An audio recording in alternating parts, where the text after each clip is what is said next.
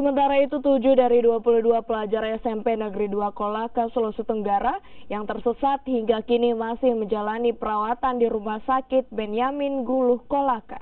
Kondisi ketujuh pelajar tersebut hingga saat ini masih lemas sehingga membutuhkan perawatan secara intensif. Ketujuh pelajar SMP 22 Kolaka ini menjalani perawatan di rumah sakit lantaran mengalami kekurangan cairan saat dievakuasi setelah tersesat di hutan saat berkemah pada hari Minggu lalu.